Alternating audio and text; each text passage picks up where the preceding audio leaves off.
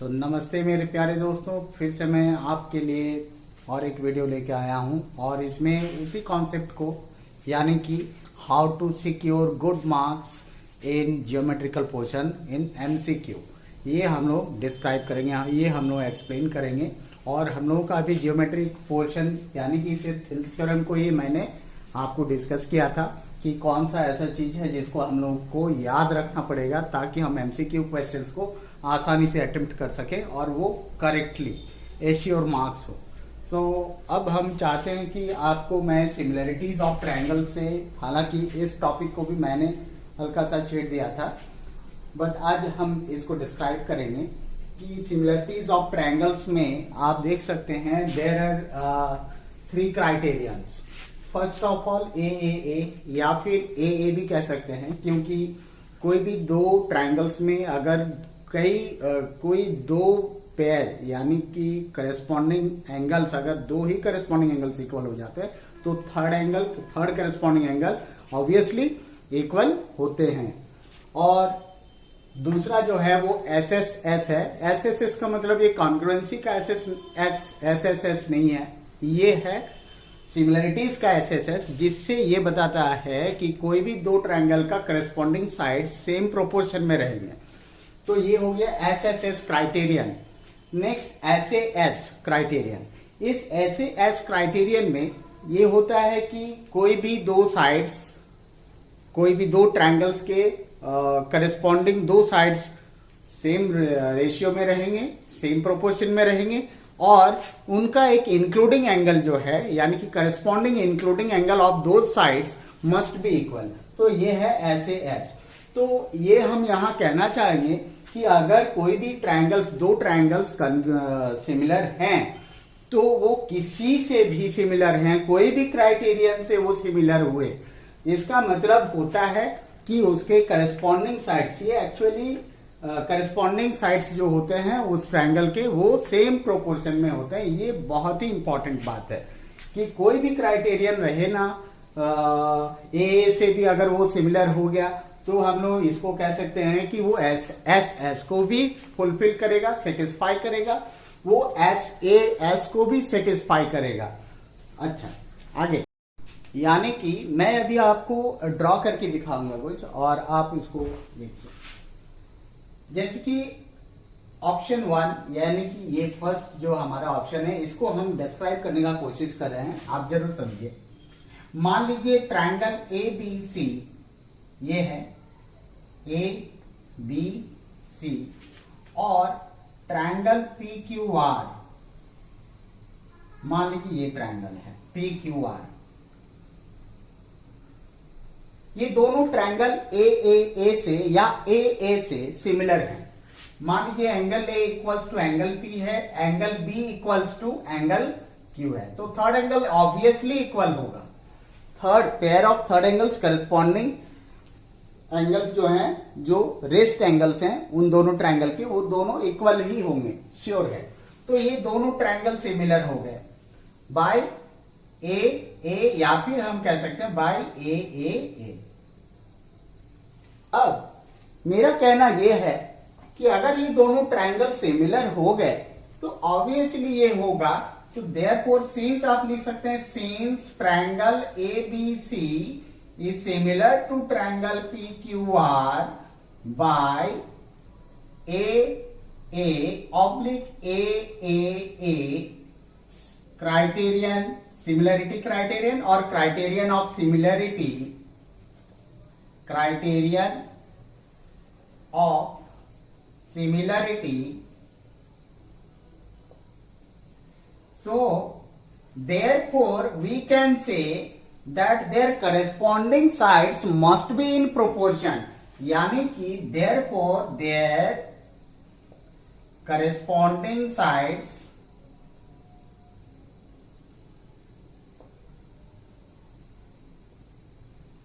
must be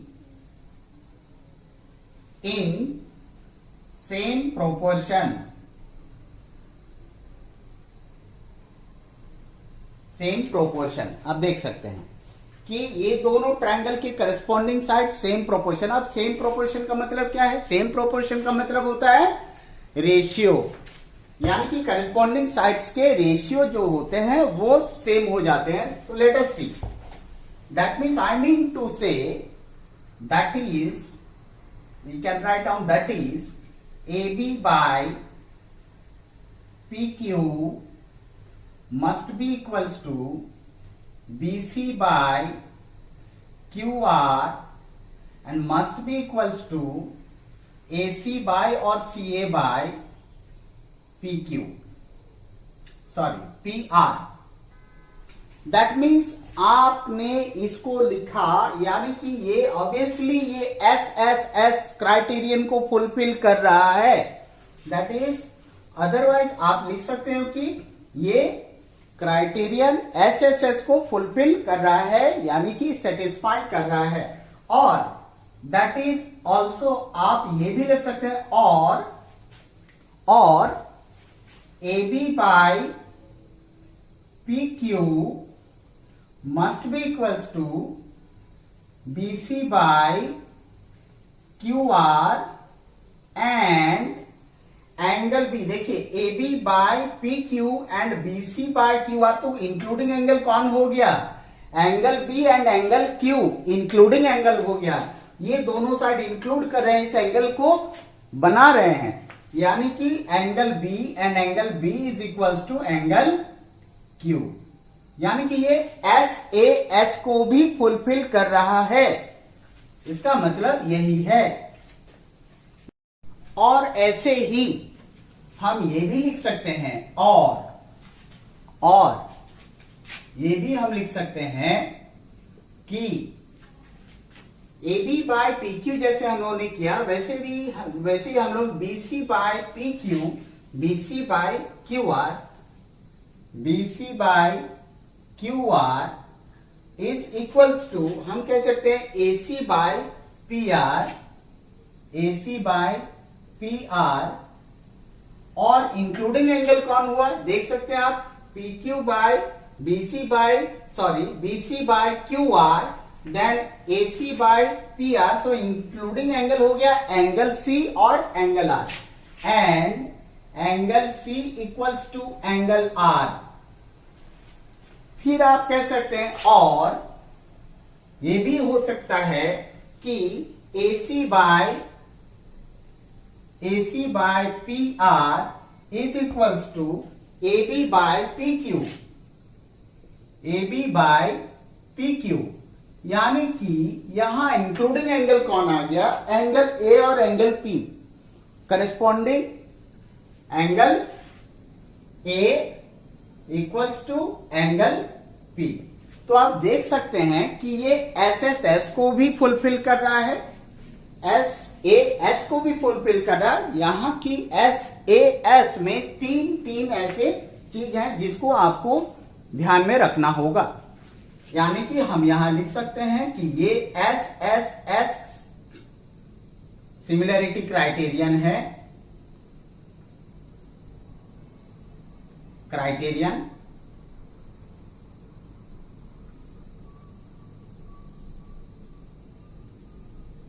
ये हो गया आपका SAS similarity criterion.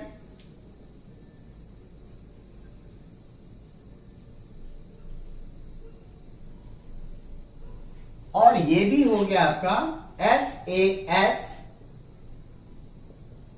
Similarity criterion.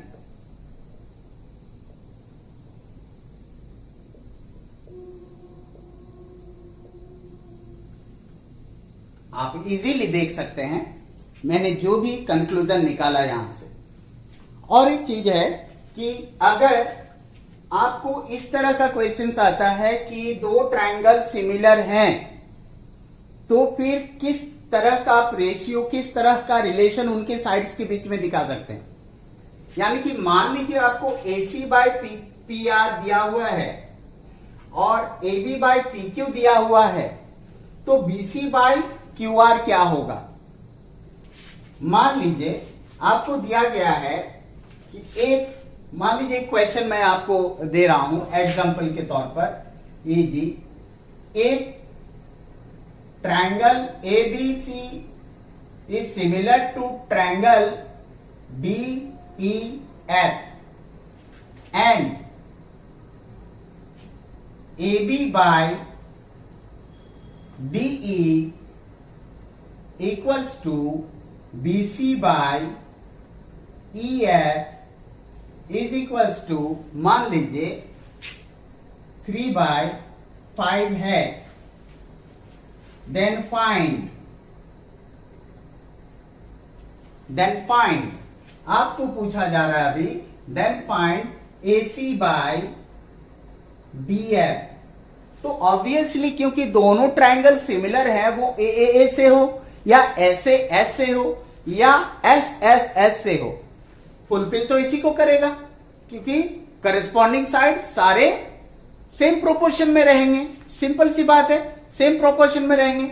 और इसीलिए सीन्स आप लिखोगे, सीन्स आपको तो एक्चुअली कुछ लिखना नहीं है, लेकिन आप अपने दिमाग में जरूर बिठा लोगे क्योंकि आपको तो एमसीक्यू सॉल्व करना है, तो आप रफ में ही करेंगे. तो वही रफ में जो आप करना चाहोगे, जो कि आप मेंटली सॉल्व करना चाहोगे, तो ऐसे सॉल्व करोगे. मेंटली आपको ये सोचना पड़ेगा, scenes triangle ABC is similar to triangle DEF, then their corresponding sides must be in proportion. Therefore, then you should write down AB by DE equals to BC by EF must be equals to AC by DF. So, therefore, AC by DF is equals to 3/5. Simple. 3/5. Your answer is 3/5. This is your answer. तो इसको हम लोग arrow mark कर देते हैं.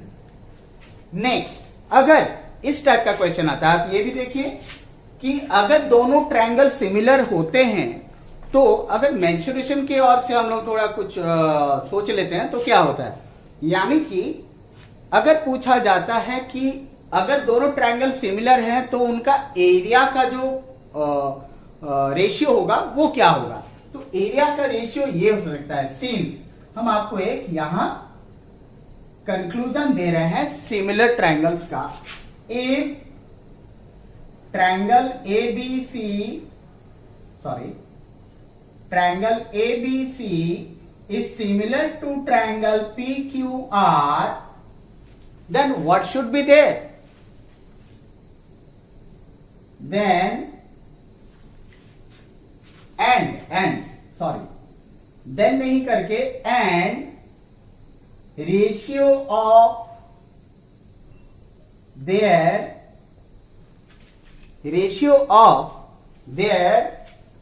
Corresponding sides. Otherwise आपको कह सकता है and ratio of their corresponding sides नहीं कह के ये भी कह सकता है कि if AB by PQ equals to 3/5. If AB by PQ equals to 3/5, ऐसे भी कर सकता है. If the ratio of their corresponding sides, I should write down corresponding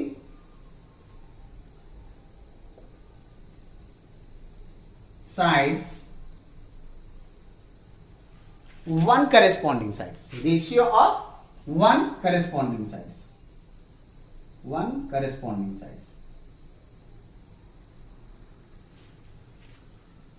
one यही हम लिख देते हैं, यहां हमको रीराइट करने की जरूरत नहीं है.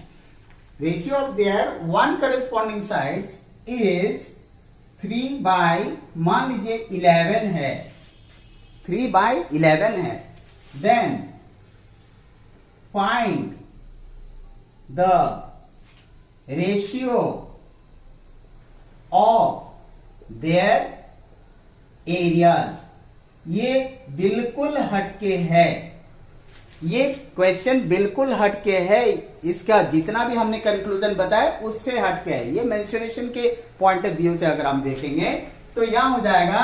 सीन्स हमको जानना ये बहुत जरूरी है कि कोई भी दोनों ट्रायंगल का जो एरिया का रेशियो होता है वो करस्पॉन्डिंग साइड्स जो होते हैं उनका स्क्वायर का रेशियो का इक्वल होता है.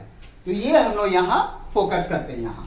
तो ratio of their area, so area I should write down like this: area of triangle ABC by area of triangle PQR or DF, whatever you have, that will be equals to, I can write down AB square by BC square, sorry, PQ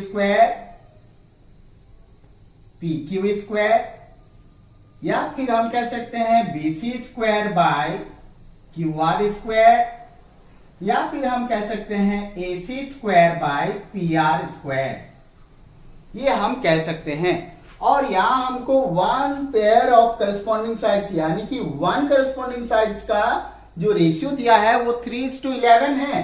तो इसका मतलब इसका जो ratio होगा area का वो 3 square by 11 square होगा, यानी कि 9/121। That's it, this is your answer. और ये कन्वर्सली भी पूछा जाता है कि अगर एरिया ऑफ ट्रायंगल एबीसी और एरिया ऑफ ट्रायंगल पीक्यूआर का रेशियो अगर 9:121 है तो उनका करेस्पॉन्डिंग साइड्स का रेशियो क्या होगा। सो ये हम उसे क्या करेंगे, अगर मान लो ये दूसरे तरीके से आपको पूछता है कन्वर्स क्वेश्चन। कन्वर्स क्वेश्चन में आपसे ये जरूर पूछ सकता है कि if area of triangle ABC is to area of triangle PQR is equals to 9:121, then find the ratio of their corresponding sides।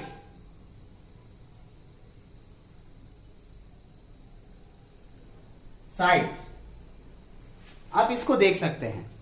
इसको हम लोग कैसे करेंगे कि since area of triangle ABC by area of triangle PQR is equals to 9/121, which is equals to either AB square by BC square or AB square by PQ square or BC square by QR square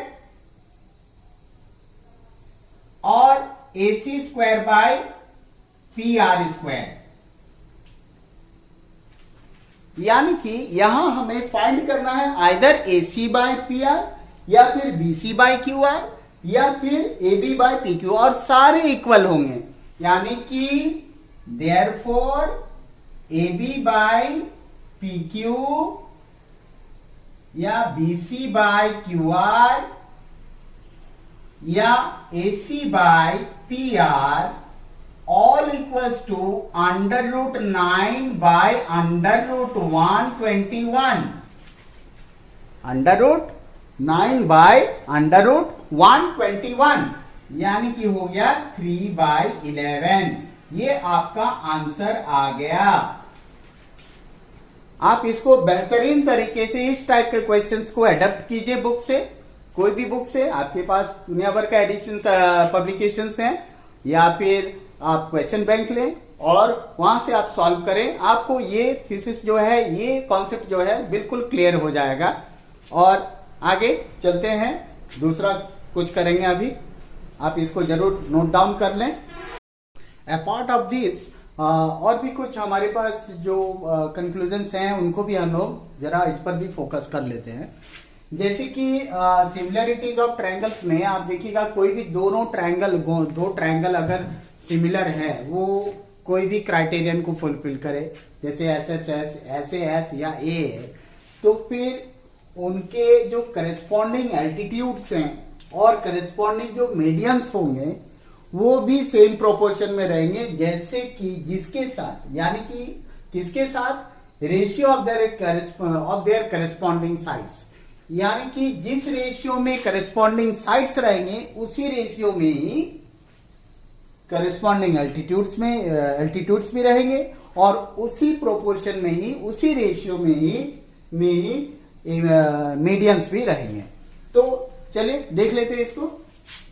जैसे कि मैं आपको दो तरह का ऐसे figures यहां draw कर रहा हूं और आप इजीली बता सकोगे।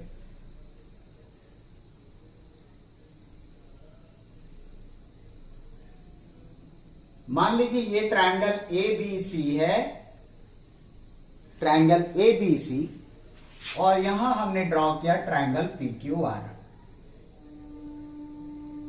अकॉर्डिंग टू द क्वेश्चन, मान लीजिए क्वेश्चन में ऐसे ही कुछ बताया गया है और अकॉर्डिंग टू द क्वेश्चन मान लीजिए PQR। According to the question हम अगर जाते हैं या अकॉर्डिंग टू द स्टेटमेंट हम अगर जाते हैं तो सबसे पहले मैं मीडियन ड्रॉ करूंगा। मीडियन वो होता है जो कि एक वर्टेक्स से उसके ऑपोजिट साइड का मिड पॉइंट को ज्वाइन करता है, वो लाइन सेगमेंट को हम लोग मीडियन कहते हैं। यानी कि मान लीजिए कि P और is already there, so I should write down here D। मान लीजिए D is the midpoint. D अगर मिड पॉइंट होता है यानी कि AD इक्वल्स टू DB होगा। और यहां वैसे ही E हमने ले लिया है मिड पॉइंट PQ का, तो RE हो गया इसका मीडियन, RE हो गया इसका मीडियन। नेक्स्ट में देखते हैं, ये दोनों ट्रायंगल सिमिलर हैं, वो कोई भी क्राइटेरिया हो लेकिन दोनों सिमिलर हैं। दूसरे, अगर मैंने परपेंडिकुलर भी ड्रॉप किया, आई मीन टू से द एल्टीट्यूड, मान लीजिए मैंने एल्टीट्यूड ड्रॉ किया, यहां CM इज परपेंडिकुलर और यहां RN इज परपेंडिकुलर, यानी कि ये दोनों ट्रायंगल के करस्पॉन्डिंग जो एल्टीट्यूड्स हैं वो CM है और RN है। तो आप अभी देख सकते हैं, when CD and RE are the corresponding, otherwise you can write down CD and RE are the medians of the, ये पहला हम लोग टॉपिक को क्लियर कर रहे हैं मीडियन को लेते हुए।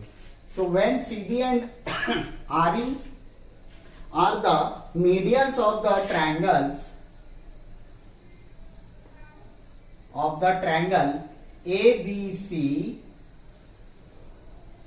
and triangle PQR respectively,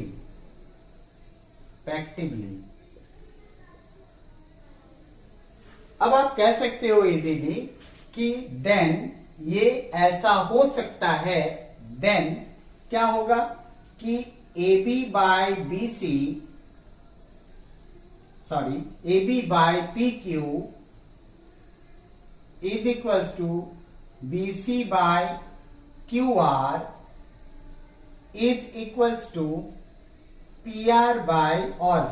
AC by PR, और वैसे ही ये इक्वल हो जाएगा किसका रेशियो के साथ, CD by RE के साथ। ये दोनों मीडियन है, CD और RE दोनों मीडियन है, यानी कि आप देख सकते हैं कि ये हो सकता है, ये पॉसिबल है। दूसरा, when CM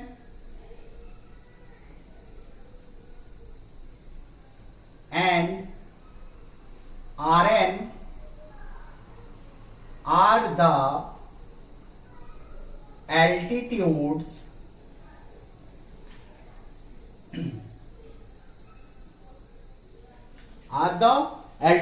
हम यहां ये कह सकते हैं कि करस्पॉन्डिंग साइड में होना चाहिए, जो मीडियन है वो करस्पॉन्डिंग साइड में होना चाहिए, तो वैसे ही ये भी करस्पॉन्डिंग साइड में ही होना चाहिए। Altitudes on the corresponding sides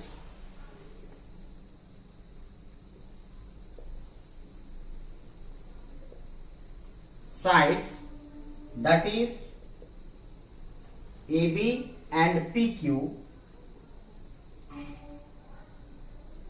and PQ respectively, or AB and PQ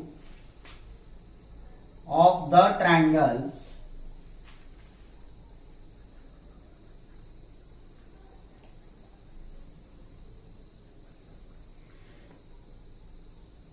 ABC and triangle PQR, और आप लिख सकते हैं eight M and N, at M and N respectively.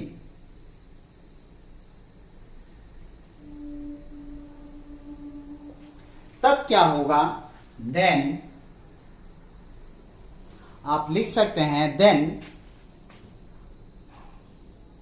AB by PQ equals to BC by QR is equals to AC by PR and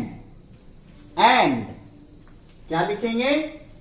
CM by RN, CM by RN. ये हमारा, अगर हम इसको इक्वेशन नंबर 1 और 2 कर देते हैं तो हमें ये दोनों से बहुत कुछ पता चलेगा. क्या? कि ये सारे जो करस्पॉन्डिंग साइड से जो कि सेम प्रोपोर्शन में है, वो उसी सेम वे से उनके करस्पॉन्डिंग एल्टीट्यूड्स और करस्पॉन्डिंग मीडियंस के साथ भी इक्वल हो जाएंगे. यानी कि रेशियो, करस्पॉन्डिंग रेशियो हम कह सकते हैं, उनके रेशियो से इक्वल हो सकते हैं. यानी कि फ्रॉम 1 and 2 हम, यानी कि इनको नोट किया जाए.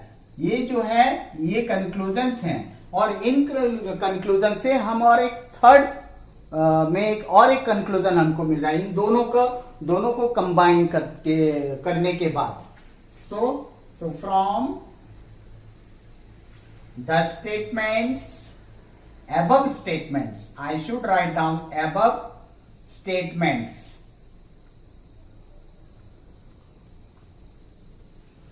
Above statements हमें मिल रहा है कि AB by PQ equals to BC by QR equals to AC by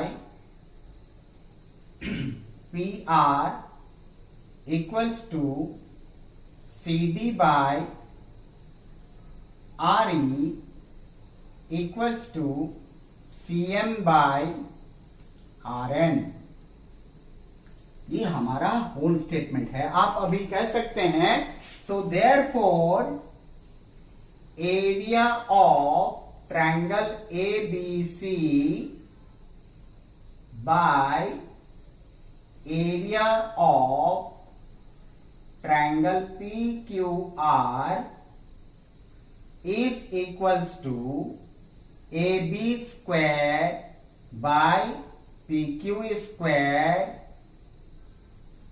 is equals to BC square by QR square equals to AC square by PR square equals to CD square by RE square equals to CM square by RN square. ये हम कह सकते हैं. सो इन सारे चीज को आपको याद रखना होगा 1 by 1, और आपका MCQ इजीली सॉल्व हो जाएगा. यहां सिर्फ फ्लो में आपको एक बार आना है, इसमें घबराने वाली कोई बात नहीं है. आप इजीली उसको अडेप्ट कर सकते हैं. आपने एक को पकड़ा तो दूसरा आ गया, दूसरे को पकड़ा तो तीसरा आ गया. ये अगर आप एक दिन में 2 बार कर लेते हैं, पर डे का भी बात नहीं करता हूं मैं कहता हूं कि आप जस्ट एक दिन बाद एक दिन इनको प्रैक्टिस करते रहें, और हमको लगता है कि आप इजीली इसको अडेप्ट कर लीजिएगा। बहुत ही सिंपल है, इसका थ्योरी बहुत ही सिंपल है, ये कॉन्सेप्ट बहुत ही सिंपल है। तो आप इसको करिए और प्रैक्टिस कीजिए, खूब प्रैक्टिस कीजिए। आपको अच्छा मार्क्स चाहिए और हमको अच्छा रेस्पॉन्स चाहिए। आप बहुत बढ़िया करोगे, ये मेरा दावा है।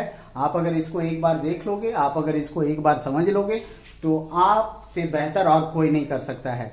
आप दुनिया जीत सकते हो, आपके हाथ में है दुनिया।